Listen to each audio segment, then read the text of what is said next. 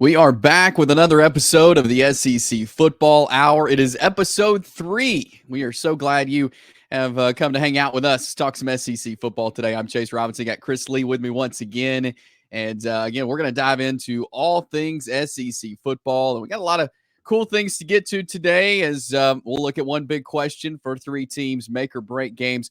Also, Calum McAndrew will join us, beat writer there for the Missouri Tigers. So we'll get some insight from Calum coming up in just a little bit as well. But first, we got to remind you about Bet Online. That is your number one source as the NBA Finals have now wrapped up. You got the Stanley Cup Finals still going as we're recording this.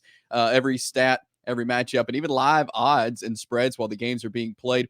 When the game's over, head on over to the online casino, get in on a game of blackjack or poker, or unwind with one of the over 150 slot games.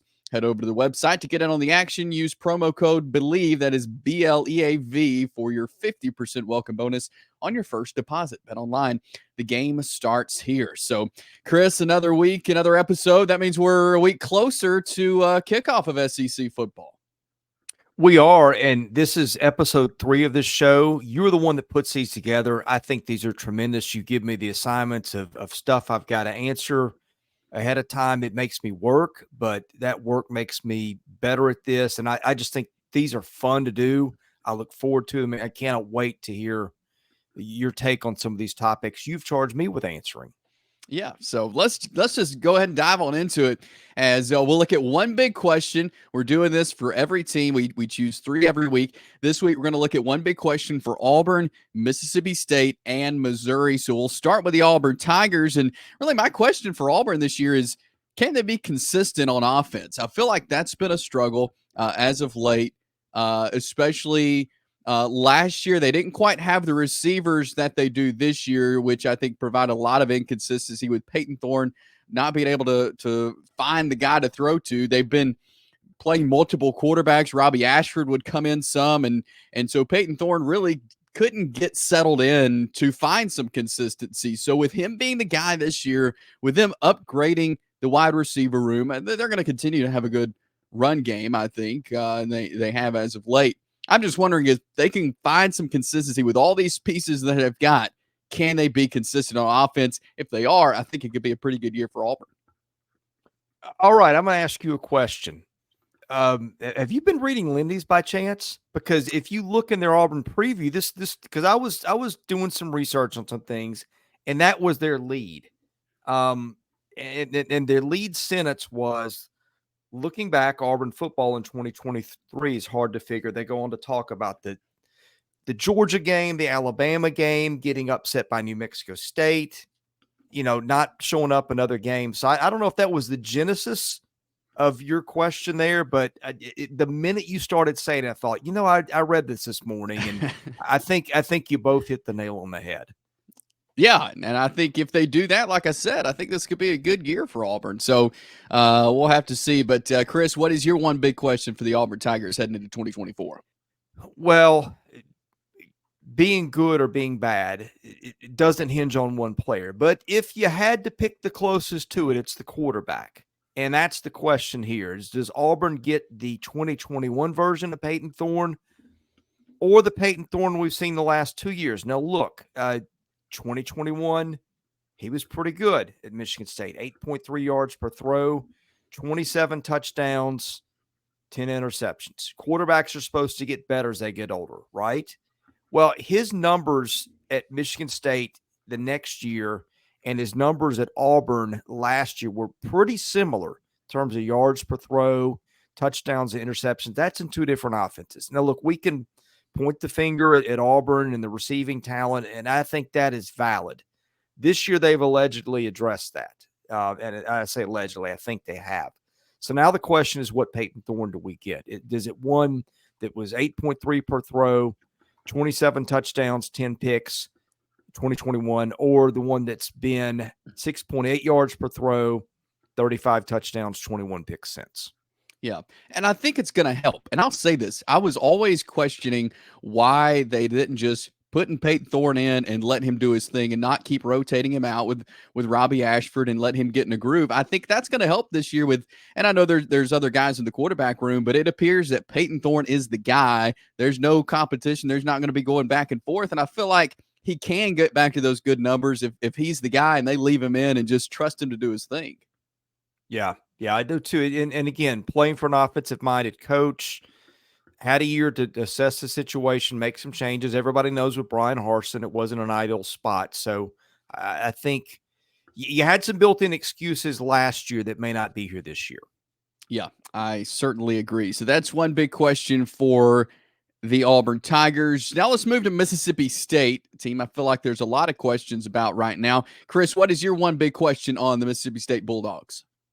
Well, look, New is good, and State has not had a lot of choice in this. The Mike Leach passing obviously set off a series of dominoes. They probably went too quickly to go to Zach Arnett, but you can understand why they did it. And so now you get Jeff Lebby.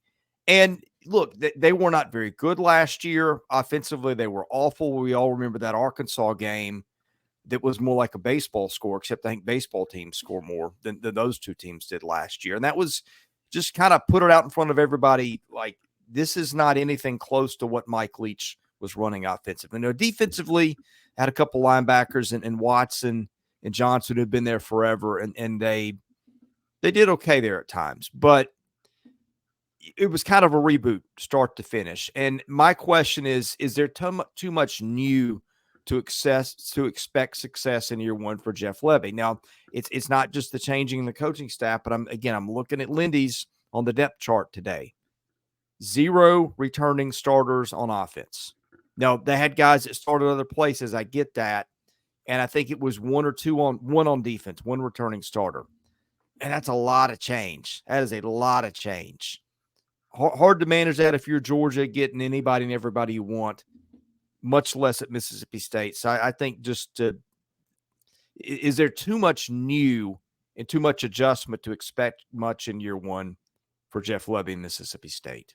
Yeah, I think that's a great question, and mine actually kind of goes along with that. But my question for Mississippi State is, how long is it going to take to gel? Because you've got a new quarterback, you've got a whole new receiving room. You mentioned there's no returning starters on offense. There's 1 returning on defense.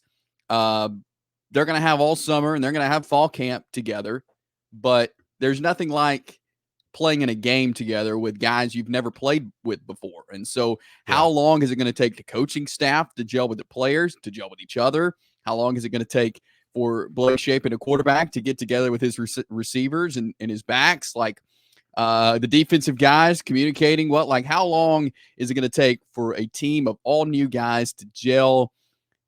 For Mississippi State, hopefully it's not very long and they can get rolling. But I think that's a big question for me is how long will it take for this team to gel? We'll find out soon enough there for Jeff Lebby and the Mississippi State Bulldogs. We'll move now to our third team. That is the Missouri Tigers. One big question for Missouri for me, will their defense continue to be elite? Last year, they had a terrific defense. That's what kept them in a lot of games, and they had a great offense to go along with it. But even if the offense was struggling, their defense did a great job. And, you think back to even the Ohio State game in there in the Cotton Bowl, the defense was just lights out in that game. So can their defense continue to be elite? If they do, I think it could be another successful year for Missouri. What is your one big question on the Tigers? Well, responding to yours, I think that's a great question. And let's not forget how bad Missouri was defensively a couple of years ago. I remember that game where Tennessee scored 60-something points. Felt like it could have been 160-something. Yeah. And then Blake Baker comes in, does his magic. They were pretty good last year.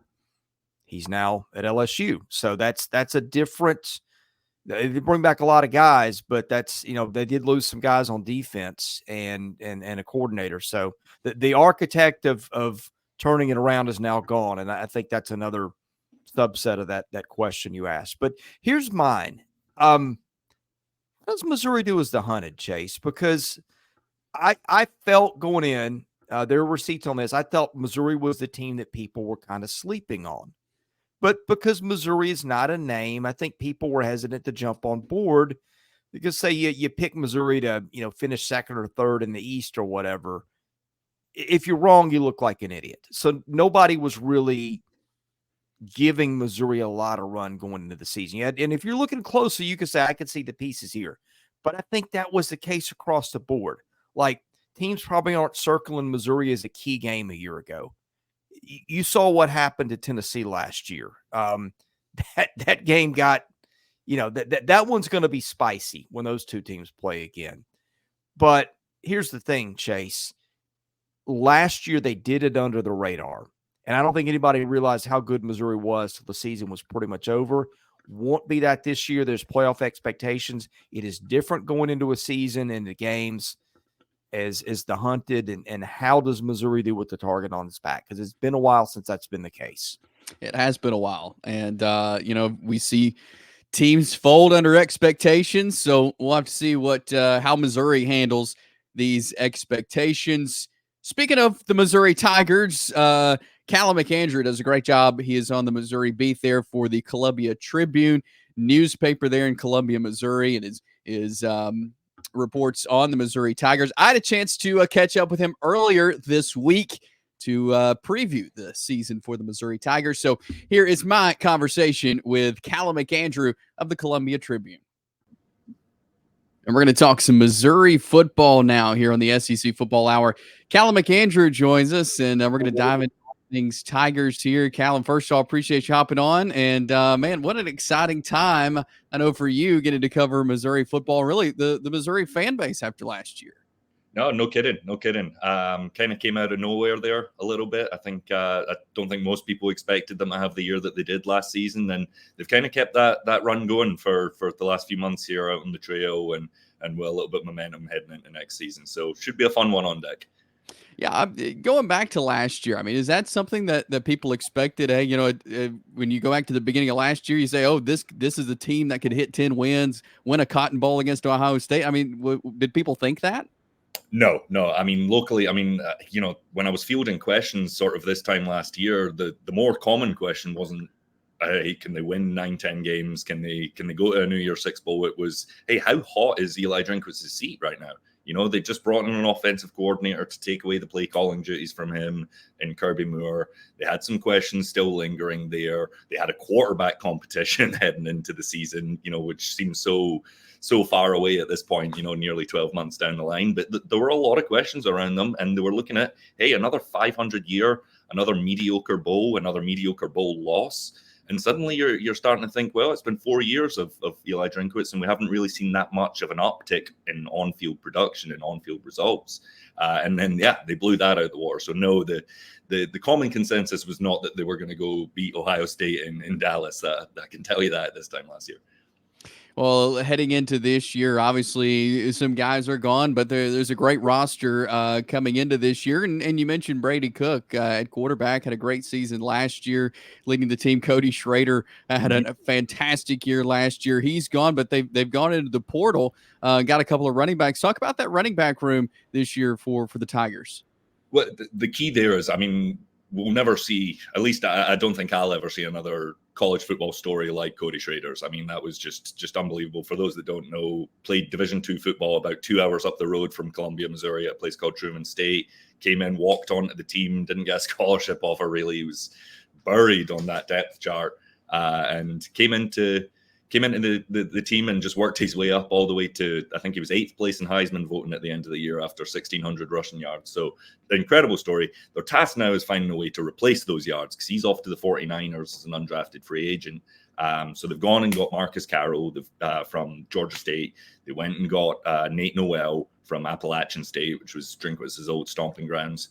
And it seems right now you've got Carroll, who's more of a sort of big bustling back. He's going to run downhill quite a lot. You've got Nate Noel, who's a little bit more tricky, a little bit more shifty from what we've seen in spring camp so far.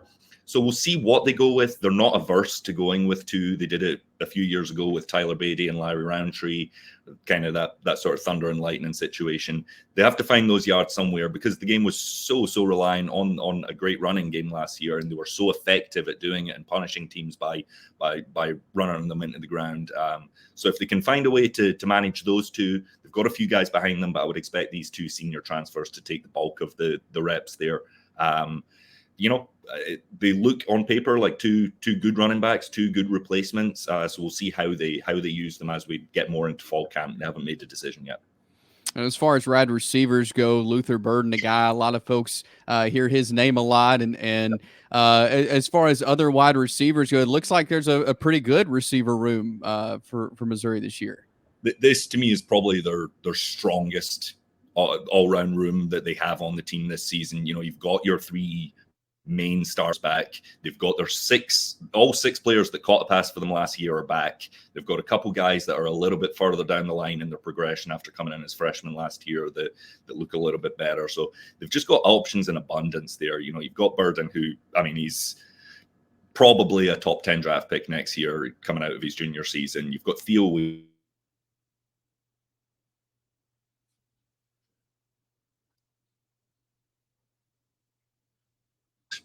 wide receiver. That's a pretty decent place to play.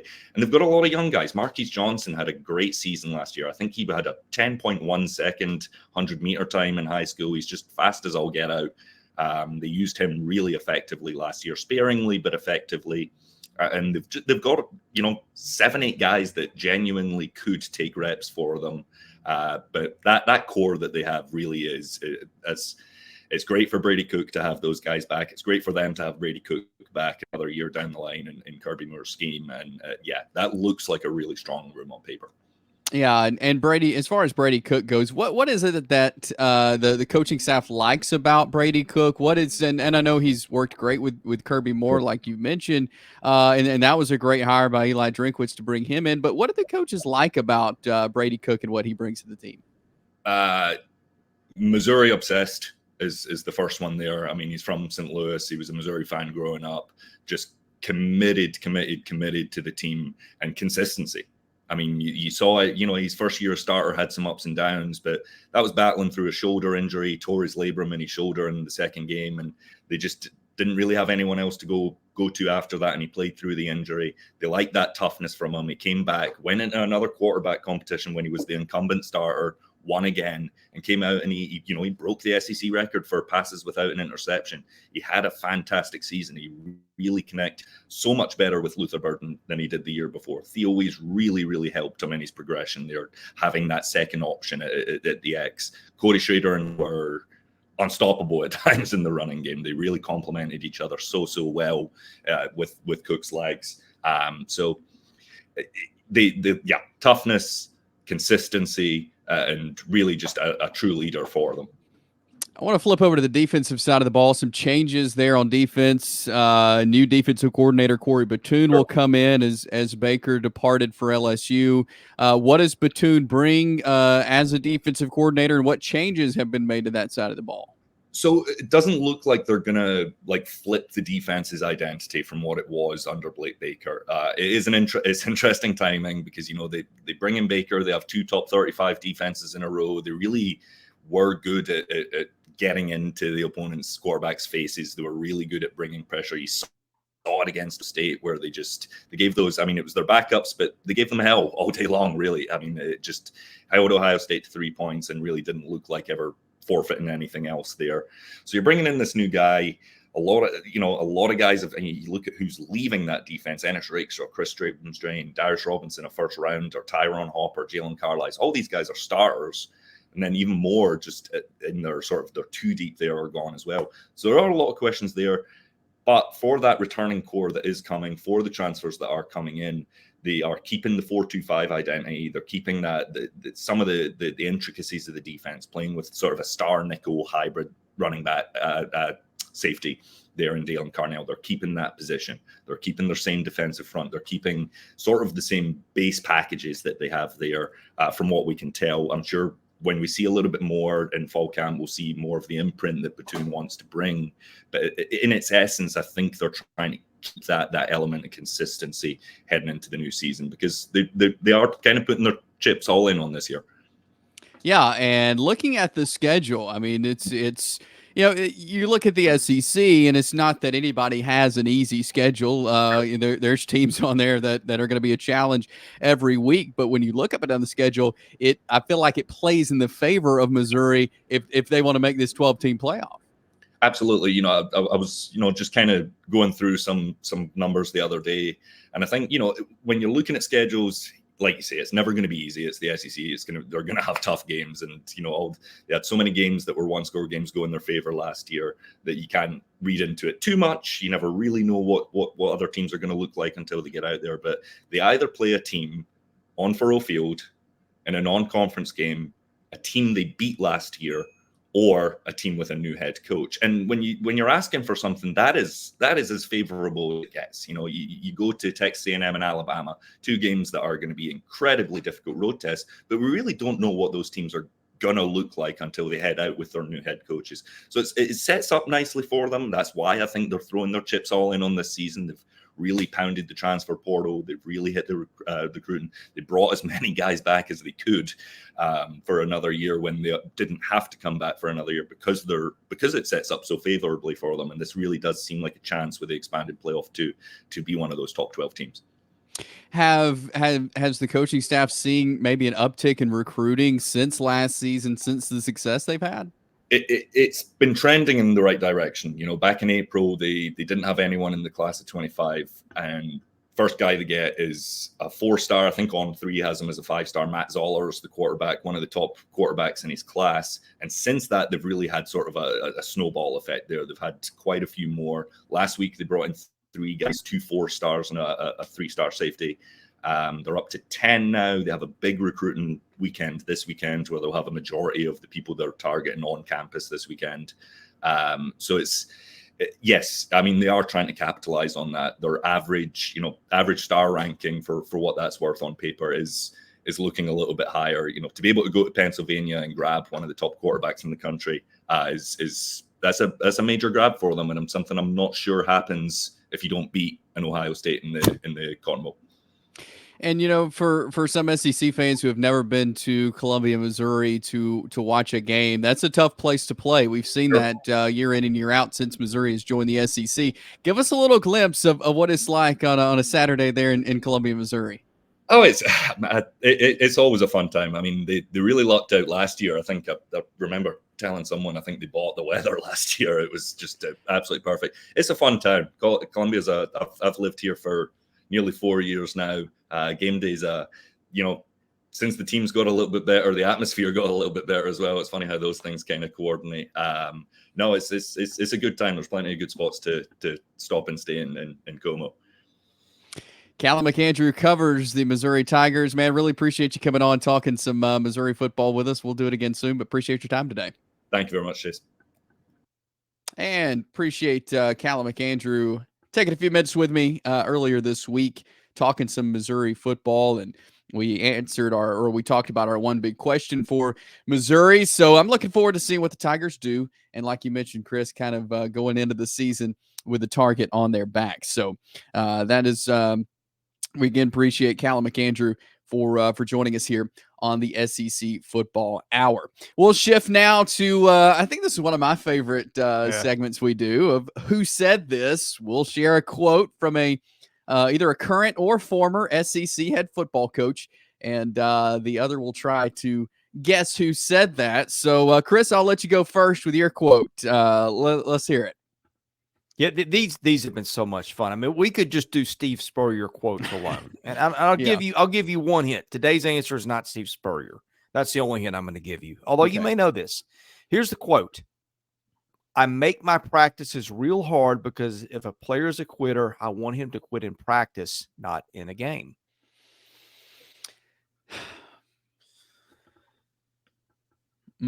Let's see. Also, not a transfer portal era quote, by the way. You may have already guessed that. Yeah. Let's see. I make my practices hard.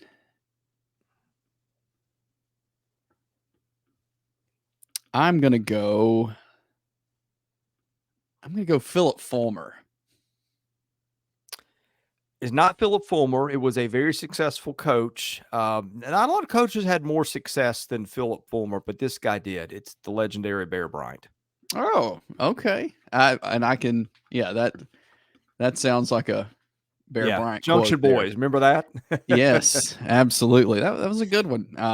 Yeah. I feel like I don't want to give it away. I feel like mine, I'm kind of throwing you a softball maybe. All right, here is my quote. Who said this? I'm a history teacher by trade, and every time I come to one of these meetings, I'm blown away that 13 colonies actually formed a union, but we can't agree on 8 or 9 game schedule. I heard this one the other day, and this is the part where I probably outthink myself, or maybe I don't. One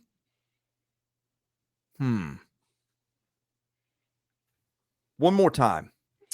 I'm a history teacher by trade, and every time I come to one of these meetings, I'm blown away that the 13 colonies actually formed a union, but we can't agree on an 8 or 9 game schedule.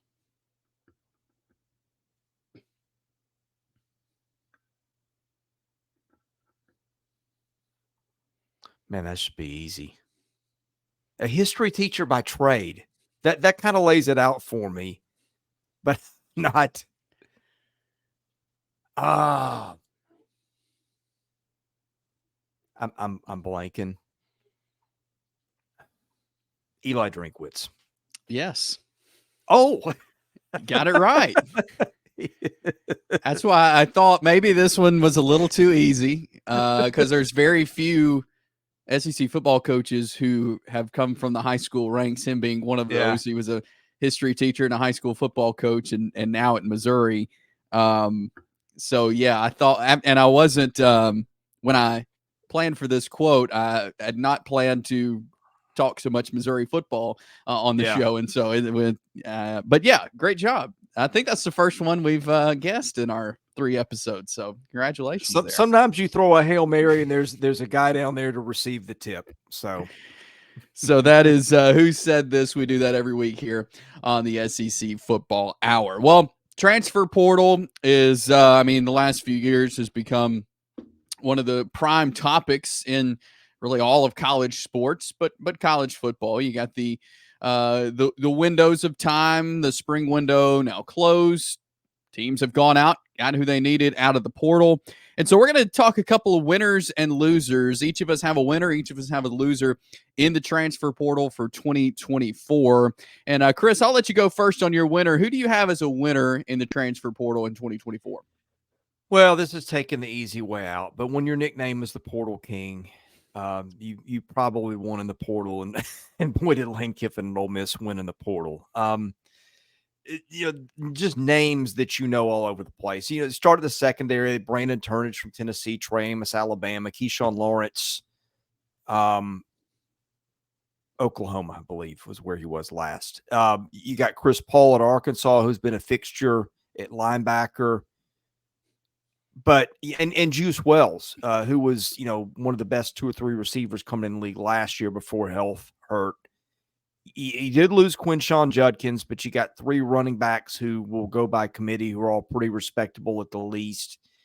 But here's where the difference was made for me, Chase.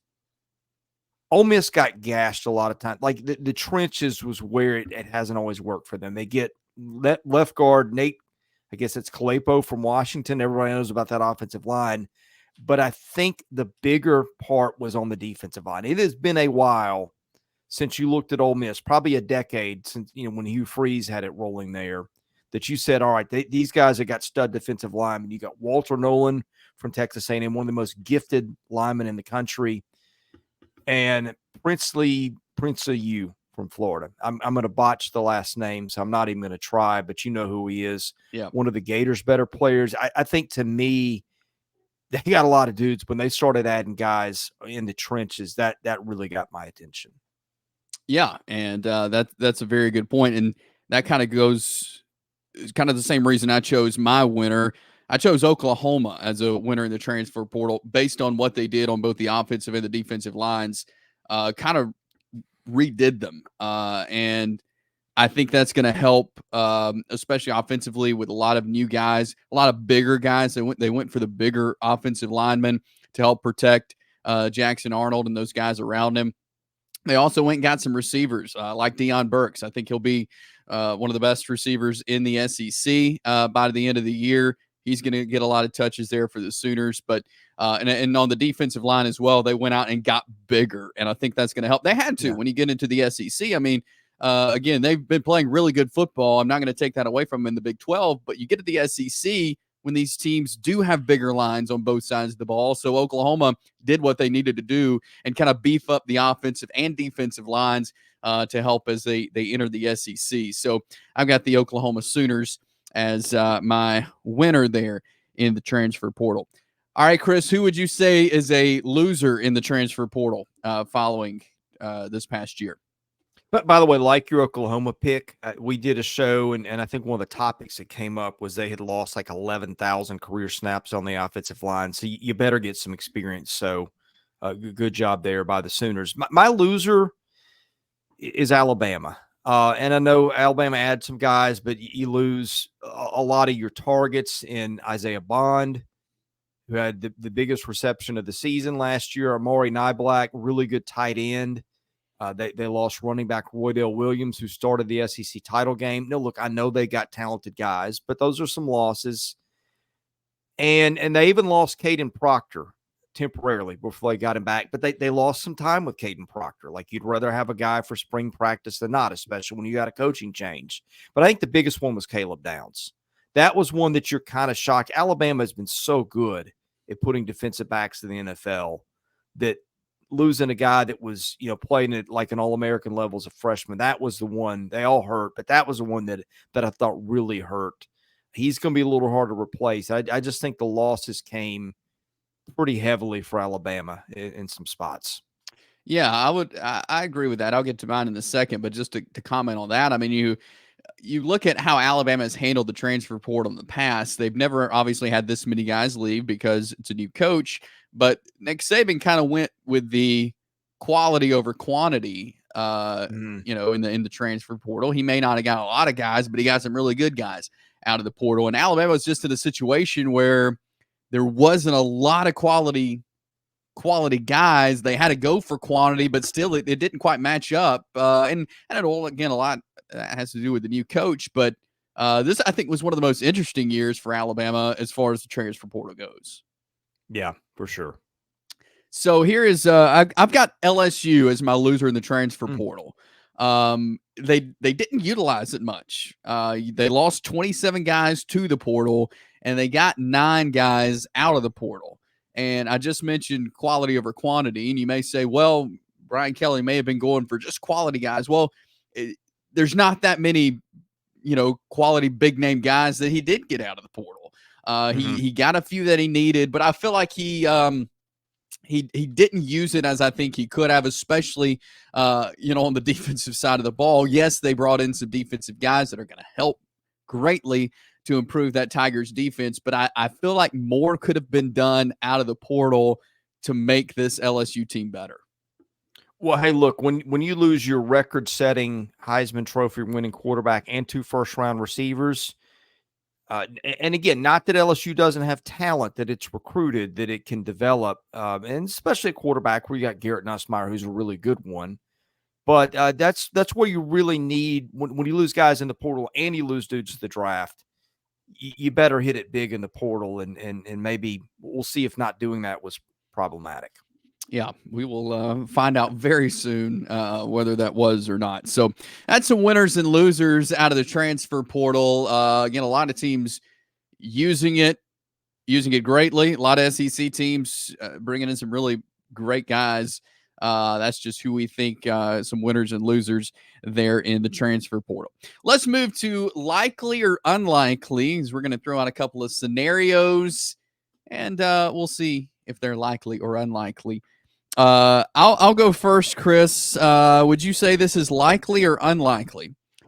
The Tennessee Vols finish as a top 5 SEC team in 2024. Okay, we're talking in the standings, not power rankings. Right. So the schedule at Oklahoma, at Arkansas, at Georgia, at Vandy, those are your 4 road games. I would say you get Vandy off the top. You get Arkansas probably off the top. Let's say you lose Oklahoma at Georgia. You're looking at 2-2. Your home games are Florida, Alabama, Kentucky, Mississippi State. Well, look, I think they're getting all those. But but maybe Alabama, and they might get that one. But let's say you give them Oklahoma just for fun and give them a loss to Alabama. Say those are 50-50 games. That's 6-2. Surely that gets you inside the top 5, right? It could. I wish I could hedge my bets and go 5.5, but that's not how this works. Sure, why not? Okay. I mean, I think it's possible. Like, Yeah. If they're as good as, and I think there's a lot to learn because there's some younger guys like Nico, quarterback. I mean, we don't know exactly how he's going to do in a starting role, but if they're as good as a lot of people think they could be, I think they certainly could be a top 5 team, finish out in the top 5. So you go likely there. All right, here's another one. Likely or unlikely, Jalen Milroe is a Heisman finalist.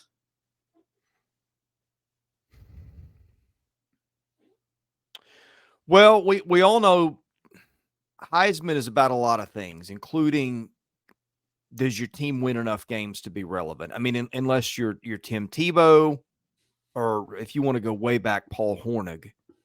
But those are the exceptions to the rule. Okay, they've got to handle Georgia at home, Tennessee on the road, which we just talked about, at LSU, at Oklahoma, not to mention Auburn and Missouri. But I believe, and I know I'm not addressing your question directly, but I'm going to get there.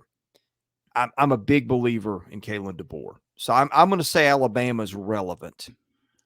And if Alabama's relevant, its quarterback's going to be relevant. And he had a pretty good run up in his first season as a starter. Felt like it got better. I'll buy. Okay.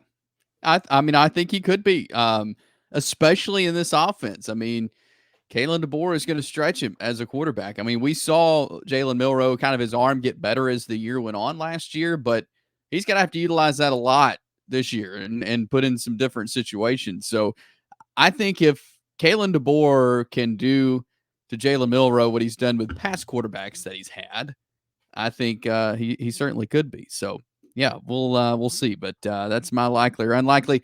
All right, Chris, give them to me.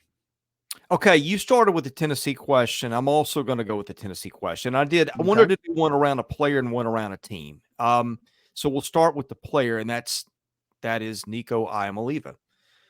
Hendon Hooker had 3,561 yards of total offense his first year under Josh Heupel's system, and had a number very close to that, I think within 50 yards in his second year. Of course, he missed a couple of games. Now, he played all 13 games, I believe, in 2022. But if you remember, Joe Milton was the starter to start the season. It took a minute for him to get that job. Why is that relevant? I'm trying to give you context for these numbers for the question I'm asking. Nico, does he get over the total of 3,561 yards that Hendon Hooker had in his first year? Now, Hooker, again, more experienced, but only played 11 total games that year. Buying or not? That's tough. I'm going to go unlikely. Yeah. Because we just haven't seen him. I mean, we've seen bits and pieces of them, but a starting role at an SEC school is different than anything he's ever done before. I think it's gonna take some time for him to be able to put up those kind of numbers. Just because, I mean, you look at their schedule. You mentioned Oklahoma, Alabama, Georgia. I mean, he's going to be playing some really good defenses, and yeah.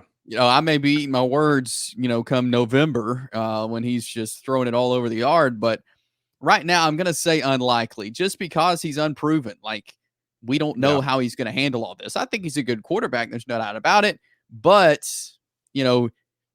can we buy into this in his first year as a starter? I don't think so. I'm going to go unlikely.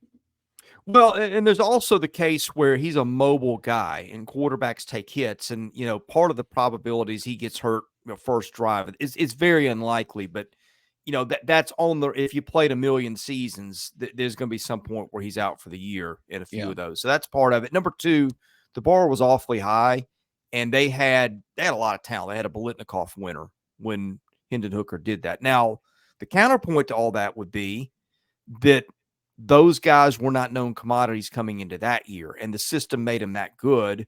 Yeah. And the counterpoint also would have been that Nico Iamaleava is regarded as a better talent coming into the season than Hooker was there. That system, I'm not going to say the system made Hooker, but the raw material coming in was perceived to be better. That's why I think it's an interesting question, because I think the situation is interesting, and obviously he came in with a lot of hype, and that is a really high bar.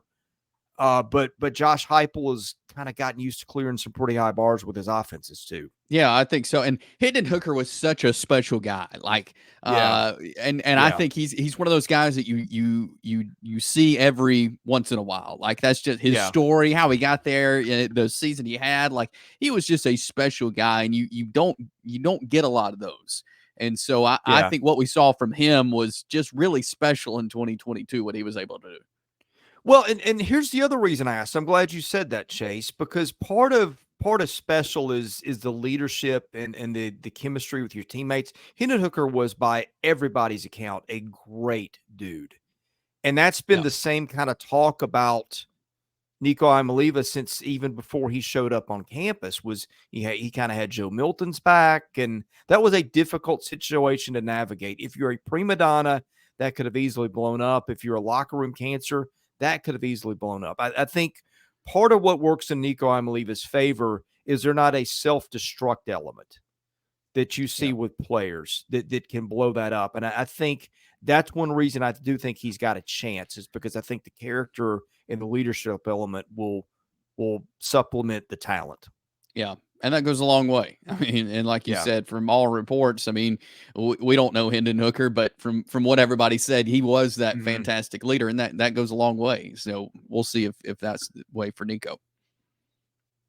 All right, next up, we've touched on LSU a couple times. I'm looking through my Lindy's, and LSU is picked 6th in the conference in Lindy's.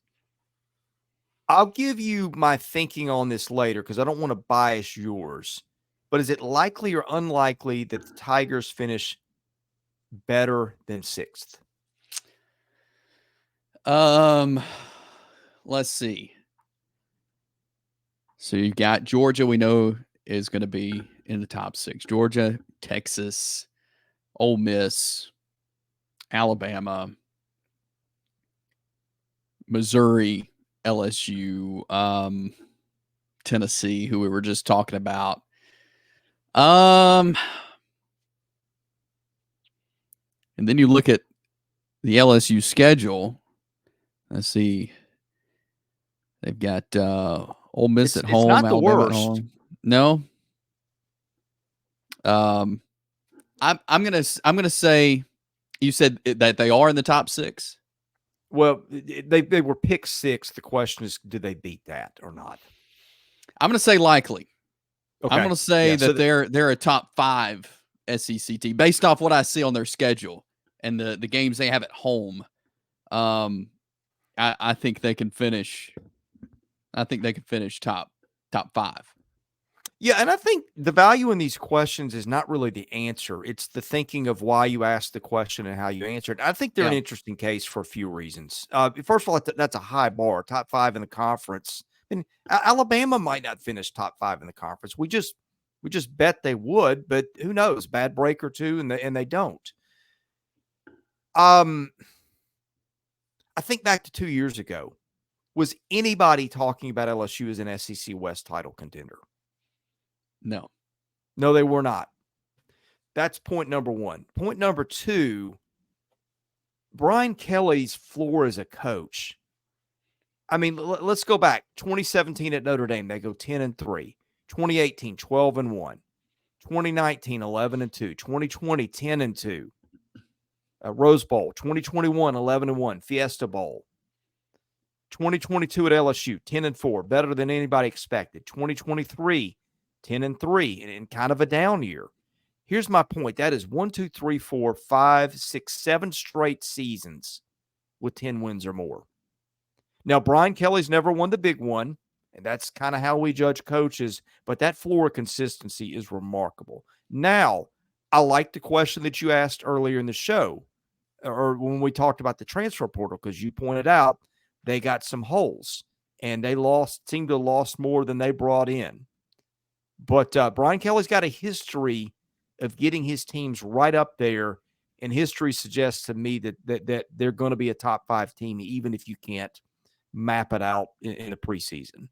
Yeah, I think that's a great case for that. And I mean, again, you look at their schedule. It obviously the SEC. We talked about schedules last week. There's not really a easy schedule per se, but you look. They have to go to South Carolina, to Arkansas, to A&M, to Florida. 3 of those road games are against teams, or 2 of those, Florida and Arkansas, who there's a lot of heat on those 2 teams this year. Yeah. A&M is always a battle with LSU, but you get Ole Miss at home, you get Alabama at home, you get Vandy at home, you get Oklahoma at home.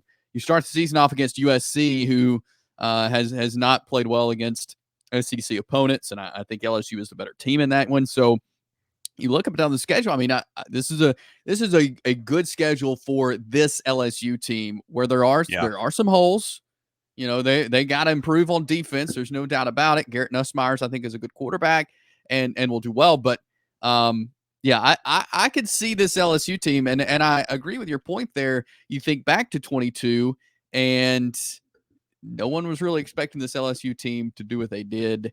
And yet Brian Kelly was able to exceed those expectations. Brian Kelly's a good coach. And so I think with those points that you've made, yeah, I think they could be a top 5 team. And some people, I think, would have them in the playoffs.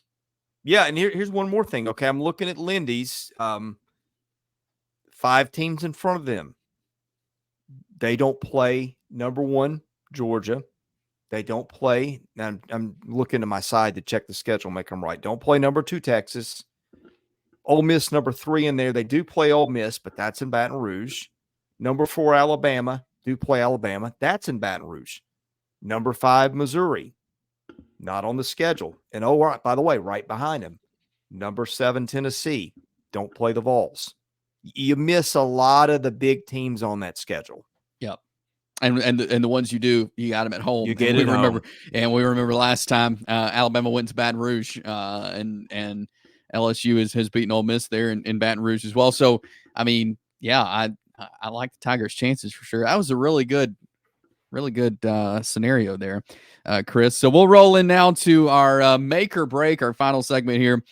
Make or break games for 3 teams. We'll start with the Oklahoma Sooners. What do you think their make or break game is this year, Chris? Okay, I put a lot of emphasis on schedule order and sequencing as we do this, as people that have watched this a couple times may figure out. Okay, Oklahoma starts its season. Temple, bottom 5 team in the FBS, will be a win. Next up, Houston. Houston's down. Predicted among the bottom teams, maybe at the bottom of the Big 12. Tulane, Willie Fritz is gone.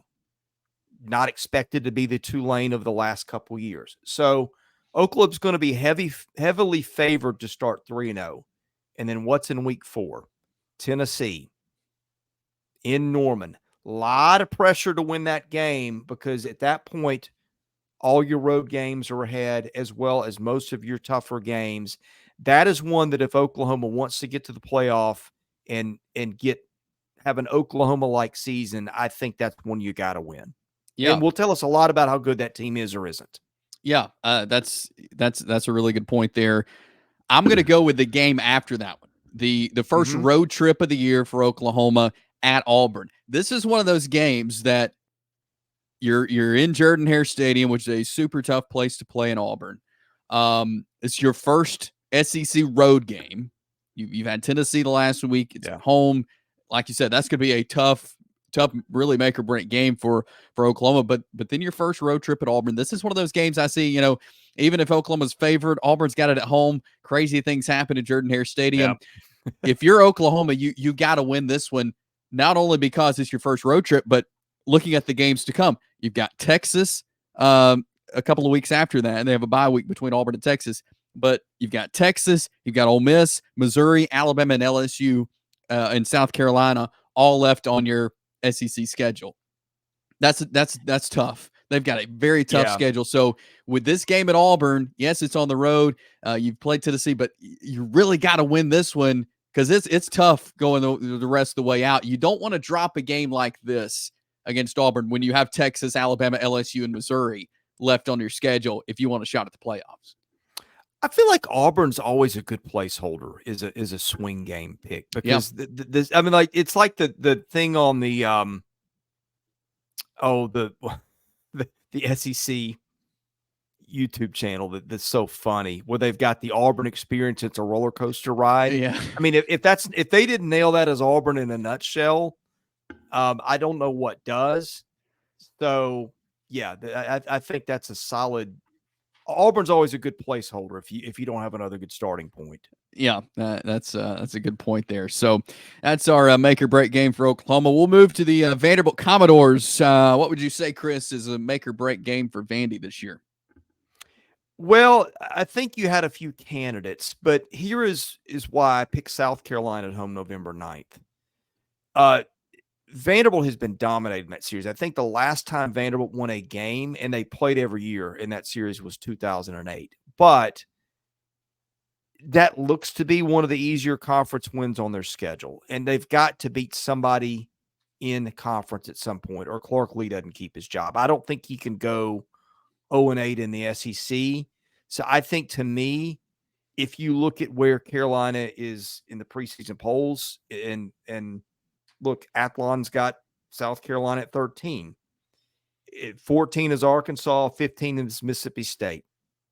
Vanderbilt does not play either one of those, and, of course, Vanderbilt is 16. So the pundits would say that might be Vanderbilt's best chance at a win. Oh, by the way, that's in Nashville, which, isn't really a home field advantage, but it's not playing in front of 80-something, 90,000 at Williams-Brice either. So that's going to be a big point, I think, in Clark Lee's season. If they have not gotten a conference win, I don't know that he keeps his job if he can't get that one, because they got LSU and Tennessee next. That's the same game I have as a make or break for Vanderbilt as well, kind of along the same lines. I was looking up and down the schedule. Their SEC games at Missouri. They host Alabama. They go to Kentucky. Texas comes to Nashville, at Auburn, and then South Carolina. And then you mentioned at LSU and then Tennessee. South Carolina's, the game on there, they have to circle like this is our day. This is our game to win, because, and we talked again about schedules last week. This is a tough schedule for Vanderbilt. And with Alabama, with Texas, LSU, Auburn, Tennessee, all on that schedule, and teams we've talked about could be, top 5, top 6 teams. So yeah, I think that South Carolina game is going to be huge, and having that in Nashville will be good as well for Vanderbilt. So we went with the same one there for the Commodores. Now for Tennessee, Chris, what is your make or break game for the Vols? I've got Alabama at home on October 19th. We know about Alabama's recent domination of that series under Nick Saban, and then we also know about maybe the game of the year in college football in 22 when Tennessee knuckleballs, I guess, a field goal over the uprights to get an upset in one of the most fun college football games you will ever watch. But sometimes, a lot of stuff happens once and then it doesn't happen again. I think if Tennessee gets a win here against Alabama, you could make the case at that point in the season, the schedule to that point is not prohibitive. They got some tough games with NC State. Florida's always just, even when you think Tennessee's clearly better, Florida's won that game at times. But let's give Tennessee some benefit of the doubt. Let's say that they've, maybe run the table or got one loss. That Alabama game has got big implications for the season and the playoff, but it's also got some of those program vibes that you need in recruiting of, hey, we have moved to a different place as a program. Now we've beaten Alabama the last 2 times. It's been in Knoxville. I think this one's a big one for so many reasons. Yeah, I would agree with that. I went with their SEC opener at Oklahoma. Now, I didn't go with the Mm, Tennessee. With when we talked about Oklahoma, I didn't go with Tennessee, but I am going to go with Oklahoma in this one because if Tennessee wants a shot, and again, we're talking 4, maybe 5 SEC teams getting the 12-team playoff. If Tennessee wants a shot at that, going on the road to Oklahoma, where, I mean, there's a lot of storylines of this game. Josh Heupel obviously played at Oklahoma. He was an assistant at Oklahoma. Now he's taking his team to Norman to yeah. play. There's going to be a lot going on with this game. And you look at the rest of their schedule, and you mentioned Alabama. That's going to be a tough one, even though it's in Knoxville. They have to go to Georgia as well. If you lose more than 2 games, you're not going to the playoff. You're not Yeah. going to be in the SEC championship. And so I think it's going to be really big for Tennessee to start SEC playoff with a win on the road at Oklahoma, just in case they were to drop another one or a couple of more. They're still solidified in a position where they could go to the playoff. But you got to start out with a win. I think your answer may be better than mine, and it's interesting. We both kind of cited factors around the game. You know, the rivalry factor with Alabama, and of course Josh Heupel's homecoming, which I completely glossed over. I think I like your answer better than mine, but I'm glad that's why we don't compare these ahead of time, so we come up with different stuff, and I think it's more interesting that way. Yeah, I agree with that. But that's make or break games for the Sooners, Commodores, and the Vols here on the SEC Football Hour. That will put a wrap on our show for this week. And we do this show in conjunction with all the other great content that we put out as far as SEC football. We're going through all of the schedules right now for all the SEC teams. So you can check that out on the Southeastern 14 YouTube channel as we're previewing all the schedules. We'll be doing team previews coming up as we get closer to the season. And of course, great content all throughout the season as well. But we bring you the SEC Football Hour every week here on Southeastern 14. And we appreciate you for hanging out. It's been fun once again, Chris, talking some SEC football. Oh, these are so much fun. I look forward to these every week, and I hope our audience has as much fun listening to this as we do putting it together. And hats off for you. You're the guy that does the bones of the show, and boy, these are fun. So remember, subscribe to our channel, like this video, drop a comment. Let us know what you think about some of these topics we've talked about, and we will do it again next week with more of the SEC Football Hour. Thanks again to Calum McAndrew for taking time and joining us, talking some Missouri football earlier, and we will do it again next week. Like, subscribe. We'll talk to you next week here on the SEC Football Hour.